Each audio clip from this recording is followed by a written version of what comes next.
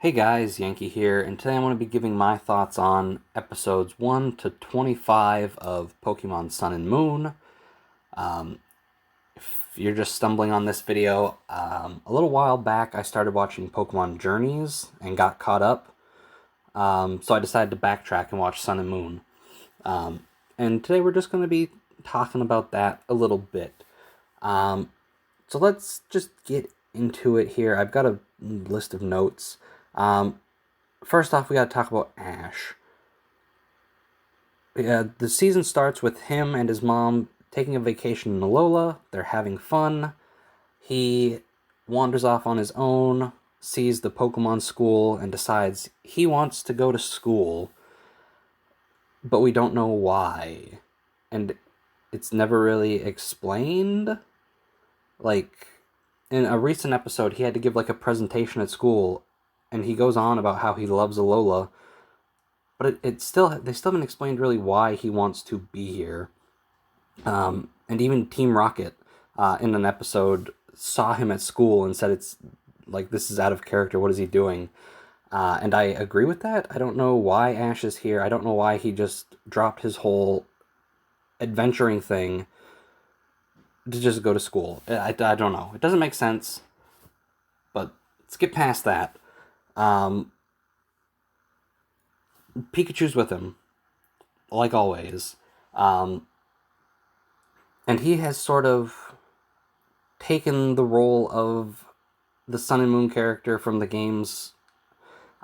Much like he fits that role much better than he does other protagonists, because in that game you moved to Alola from Kanto, and what is it, Tapu Koko, I think, one of the Pokemon that sort of watch over the four islands of Alola, sort of takes an interest in you, gives you the Z Ring, and things like that. And so Ash has basically taken that role almost exactly, except for the fact that he's not adventuring, right? Tapu Koko has a weird interest in him. We don't really know why yet. They've had a couple battles where Ash has used the Electric Z move. And one thing I'll say about this is the little animations for when they use Z moves are good. They're like most Pokemon, though, they're recycled. So every time they use it, it's the same one. But it's not used a lot. So it's still neat to see. So yeah, Ash is staying in Alola. He's staying with Professor Kukui. We don't really know why he's staying with Kukui, but it's fine. We've got... What do we got next? I'm all over the place already. Okay, Ash's Pokemon. He's got 4 so far. I already know what his team is. I saw some of them in a Journeys episode, and I know who the other one, because I think one of them was missing in that episode, but I know who his team is. So far, he's got 4 out of 6. Pikachu, obviously. Rowlet, who is really cute. I like Rowlet. He's fun. Rockruff, who, Lycanroc was one of my favorite Pokemon when I played Sun and Moon, specifically the Midnight version. I know what version Ash already gets. Again, I've seen more than I should at this point. But Rockruff was fun. There was a really good episode where Ash actually catches him, because he was Rockruff was just staying with Kukui as well. But we see like an episode where Rockruff is training and Ash helps him. I forget which move it was, like Rock Throw or something. Learn that move before catching him. So Rockruff is good. Litten is probably the best Pokemon that he has so far. It was introduced early. We see that it's living with a really old... Oh, what is it called? The big dog Pokemon from Gen 5. I can't remember what it's called. The Lillipup evolution. I don't remember what it's called. But Litten's staying with an old one of those Pokemon. And then the episode where Ash finally catches him, it's probably my favorite episode so far. Stoutland's what it's called, where Stoutland basically he dies. They kill him off in the show, which was surprising to me. But it was a really good episode. I like Litten a lot. He's probably my favorite of Ash's Pokemon so far, even though I do like all the Pokemon. I like a lot of the Pokemon from Gen 7, more so than I do Gen 6 or Gen 8. I think Gen 7 has a lot of good Pokemon, and Ash's team so far is a good one.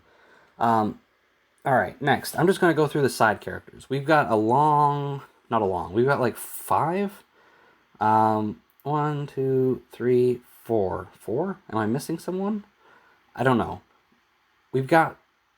No, 1, 2, 3, 4. I am missing someone. How did I forget that? Hold on, let me add this to my notes so I don't forget her. Okay, we got 5, companions, I guess. Because Ash isn't traveling, he just has classmates, so we've got more than usual, right? We usually got, 2 or 3. The first one is Kiawe. He is a Fire-type trainer. He has a Turtonator, which is one of my favorite Gen 7 Pokemon. And he's got, a Charizard that he rides around on that used to be his grandfather's. So far, most of these side characters have only got, an episode. There was an episode where Ash helped Kiawe deliver milk, because Kiawe's from a farm that they sell milk. I don't know why I couldn't think of the word sell, but they're a farm. So Ash helps out with him. Kiawe also has a Z-Ring and a Z-Crystal. He has the Fire-type one. And they practice them sometimes. That's basically Kiawe so far. Next one is Mallow. She has a Bounsweet, which was the first Pokemon, I think, the first character's Pokemon to evolve so far. It evolved into a Steenie. I don't remember how many episodes in, 15, 16 maybe? Mallow lives at a restaurant. She likes to cook. That's it. That's her whole character so far. Lana is Mallow's the grass one from the games, right? Just like Gen 7 didn't have gym leaders. They had trial captains, but they still each sort of represent a type. Kiawe's fire, Mallow is grass. Lana is water. She has a Poplio, it blows bubbles, and sort of her dream is to have Poplio blow a big enough bubble that she can go into the ocean with him. That's it. That's that character. We got Sophocles, who I don't know if he is electric or if he is steel, because he has a Togedemaru, which is electric steel, I believe, which is this gen's sort of Pikachu clone. What did we do with him? He's smart and an inventor. That's it for him so far. Lily is probably the character that has gotten the most to do so far. Let me just hold on. I'm doing notes so I don't forget things that I want to talk about. This is a bad video. Okay. Lily goes to school. She's nothing like the character from the game. She's not nothing like them. She's different than the game character. In the game, she was staying with Kukui. That's not happening. She has a little mansion she's staying at with her butler. She's going to trainer school, which didn't happen in the game. We saw Gladion in a photo, and I think we saw Lusamine too. I don't remember. Basically, we got hints at some problems with her. At the start of the show, she is just not able to touch Pokemon. And so to sort of try and help her get over this, they give her an egg to sort of take care of, which eventually hatches into an Alolan Vulpix, which is her sort of first Pokemon, and is still the only Pokemon that she can touch, I think. They haven't really done anything with that in a few episodes. But so far, Lily is the character that I think I know the most about. I think she's only got one episode as well. But she has something that sort of, distinguishes her from the rest. She can't touch Pokemon. Okay, that makes her stand out a bit. One thing about Lily, she was a very important character in Gen 7.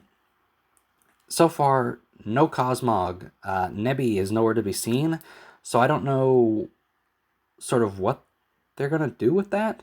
Like, I know the anime never follows the games, right? They do their own thing. Um, but Gen 7 was really story heavy, so I figured they would maybe pull a bit more. Um, but no, so far, Nebi is nowhere to be seen. I don't know if she gets him. Um, Basically, all I know about this show, other than Ash's team, is what some of the other characters evolve into and who wins the league, right? So I am going into this pretty blind, so I don't know if Nebi will appear. Um, I don't know if he'll even just be with Lily. I don't know. We'll see. So that's their classmates. Lily is not a trial captain, so she doesn't have like a type to correspond with her, right? Um, but maybe she'll have like ice types. I don't know. Um, Other characters. We'll do. All right, Kukui. I like Kukui a lot. I liked him in those games. In Moon, I've only played Moon, so one game. Um, so far, he is probably the professor that has had the most to do in a show like this. And he popped up quite a lot in the game as well. So Kukui is, I like him a lot. Him living with Ash is fun. Um, we have not seen Burnett yet. I don't know when she pops up, and I don't really. Well, I kind of know what the relationship is. They have a kid in Journeys, so I don't know if that's his wife or his fiance or his girl. I don't know what the arrangement is there. So we'll figure that out. I can't remember what it was in the game. I knew they were like getting married or already married, but I can't remember. Um, Professor Oak's cousin is the principal at the school. What is his name in the game? Like Samson? Samson Oak, maybe? Um, he's just very tan with long hair and wears a Hawaiian shirt and makes really bad Pokemon puns. Um, he's okay. He has I forget what the little koala Pokemon from Gen 7 who has the log all the time and is always sleeping. He has that. Basically, the thing that kicked off Ash coming here, well, not quite, but one of the things that was important in the beginning is Ash and his mom delivering an egg to uh, Principal Oak, is what I'll call him, I guess. Um, and that hatched the same episode as Lily's egg hatched, and it was a Kanto Vulpix. So we've seen that Vulpix a couple times. I don't know. Professor Oak or Principal Oak appears often. He's not really much, doesn't really do much, except for in one episode where there was like a race where you had to carry pancakes. The trainer would run, then the trainer would pull their Pokemon in a wagon, and then the Pokemon would run. It's like the Great Pancake Race or whatever, and he won at the end. So that's it for those characters. I I wanted to talk about this, but I didn't have it in my notes like an idiot. Ash, he's going to school. He is doing the trials, kind of. He did the one trial that is on the island that he's on. I forget what the normal one, right? The normal type trial. Um, Ilima, uh, Ilima's trial from the game. Ilima is not in the show yet. He completed that trial, and he also defeated Hala already. So he's defeated one of the four Kahunas, and he's completed a trial. But we haven't really gotten back to that in like 15 episodes. I think that was like episode 9 or 10 when that happened. For the most part, the show has been really episodic and not really having much of a not even really a story. Journeys doesn't have a huge story, but it has like something connecting it. And so I figured once Ash started doing the trials, we would start seeing more of that. But no, it feels like that's been completely forgotten about. All right. Last up, we've got two things. Team Skull are just hanging around, causing problems. They're not really characters so far. It's the same three every time, and they get beaten easily. Team Rocket in this season, I'm really enjoying, especially coming off of Journeys where they're not even allowed to catch Pokemon. They just get a vending machine to fall from the sky, and they get free Pokemon, and then we never see those Pokemon again. Right out the gate, Jesse caught a Mimikyu, And then a few episodes later, James caught a Marini, who is my favorite Pokemon from Gen 7.